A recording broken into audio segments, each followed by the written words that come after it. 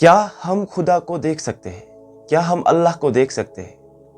یہ ایک ایسا کوشچن ہے جو آج کل کے ایتھسٹس ہمارے نوجوانوں سے عام طور پر پوچھتے ہیں، اور وہ یہ بھی پوچھتے ہیں کہ اگر تم کہتے ہو کہ اللہ ہے یعنی خدا ہے تو اس کا پتہ بتا دو۔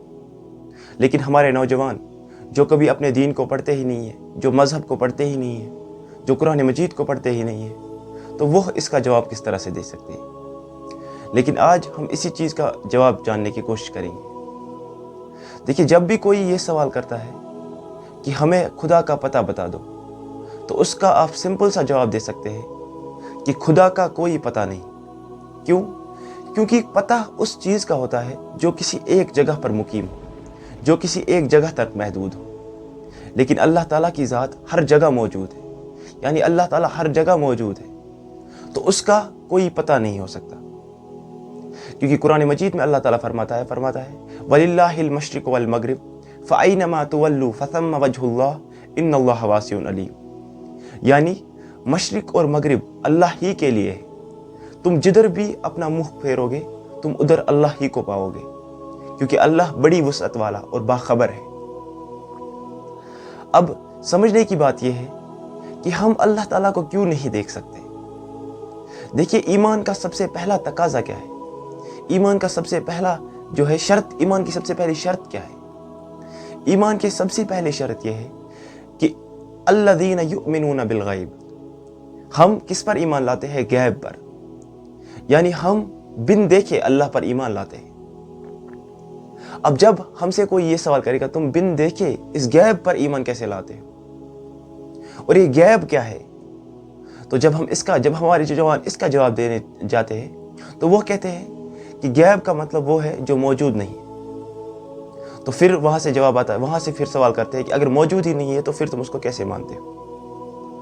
تو دیکھیے، غیب کا مطلب یہ نہیں ہے کہ موجود نہیں ہے۔ غیب کا اصل مطلب ہے موجود ہے لیکن مشہود نہیں ہے، یعنی ایک خدا کی ذات ایسی ہے جو موجود تو ہے، ہر جگہ پر موجود ہے، لیکن مشہود نہیں ہے، یعنی ہم اس کو دیکھ نہیں سکتے۔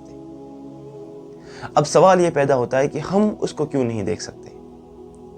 دیکھیے، اللہ تعالیٰ فرماتا ہے ان اللہ واسع علیم، یعنی اللہ تعالیٰ بہت بڑی وسعت والا ہے۔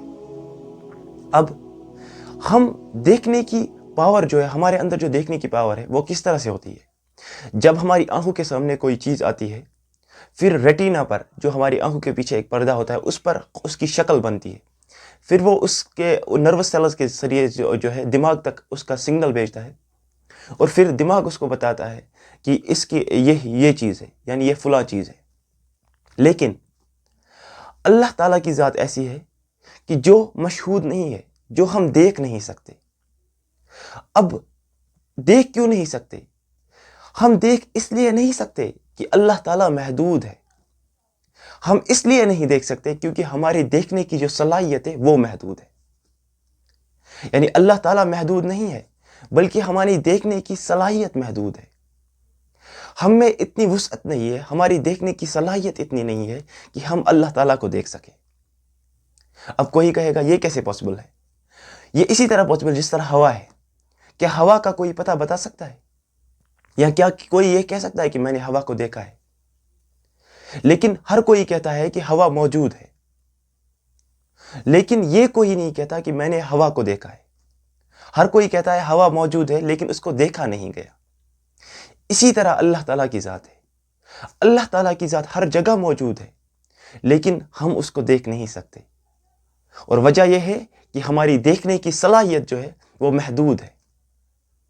ہماری وسعت اتنی نہیں ہے، ہماری صلاحیت اتنی نہیں ہے کہ ہم اللہ تعالیٰ کی ذات کو دیکھ سکتے، کیونکہ ہمارے پاس 5 آرگنز ہے، 5 سینس آرگنز، جن کو ہم حواس خمسہ کہتے ہیں، جیسے سننا یا سونگھنا، اسی طرح اسمیل کرنا، یا اسی طرح ٹیسٹ کرنا، یا اسی طرح دیکھنا، اور اسی طرح فیل کرنا یعنی محسوس کرنا۔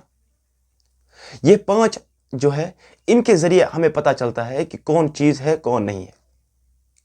لیکن اللہ تعالیٰ کی ذات ایسی ہے جو ان 5 چیزوں سے، جو ان 5 دروازوں سے، یہ 5 دروازے ایسے ہیں جو ہمارے دماغ تک سگنل بھیجتے ہیں، ان 5 دروازوں سے ہمارے دماغ تک سگنل جاتی ہے، اور پھر ہمارا دماغ اس کو بتاتا ہے کہ یہ چیز ہے، یہ فلاں چیز ہے۔ لیکن اللہ تعالیٰ کی ذات ایسی ہے کہ جو ان 5 دروازوں سے، جو ان 5 طریقوں سے بہت بڑا وسیع ہے، بہت زیادہ وسیع ہے۔ یعنی ہماری لیمیٹیشنز اتنی نہیں ہے، ہماری حدود اتنی نہیں ہے کہ ہم اللہ تعالیٰ کو دیکھ سکیں۔ ہم بہت محدود ہیں، ہماری دیکھنے کی صلاحیت اتنی نہیں ہے کہ ہم اس کو دیکھ سکیں۔ اور جب ہم اس کو دیکھ ہی نہیں سکتے تو اس کی شکل، اس کا جو وجود ہے وہ ہمارے دماغ میں کیسے آئے گا؟ کیونکہ جب دماغ تک سگنل ہی نہیں جاتا۔ تو یہ ایک سمپل سا جواب ہے، اس کا سمپل سا جواب یہ ہے کہ ہم اللہ تعالیٰ کو اس لیے نہیں دیکھ سکتے کیونکہ وہ ہماری وسعت سے زیادہ ہے۔ جس طرح سے ہوا ہے، ہوا کو کوئی نہیں دیکھ سکتا لیکن ہوا ہر جگہ موجود ہے۔ لیکن کوئی یہ نہیں کہتا کہ ہوا موجود نہیں ہے، ہر کوئی کہتا ہے ہوا موجود ہے لیکن ہم اس کو دیکھ نہیں سکتے۔ اسی طرح اللہ کی ذات ہے۔ جب ہم کہتے ہیں ہم غیب پر ایمان لاتے ہیں تو ہم کہتے ہیں کہ ہم اس غیب پر ایمان لاتے ہیں کہ یعنی اللہ تعالیٰ موجود ہے لیکن مشہود نہیں ہے، یعنی وہ ہر جگہ پر موجود ہے، اللہ تعالیٰ کی ذات ہر جگہ پر موجود ہے لیکن ہماری صلاحیت اتنی نہیں ہے کہ ہم اس کو دیکھ سکیں۔ اور یہ اس کا سمپل سا جواب ہے۔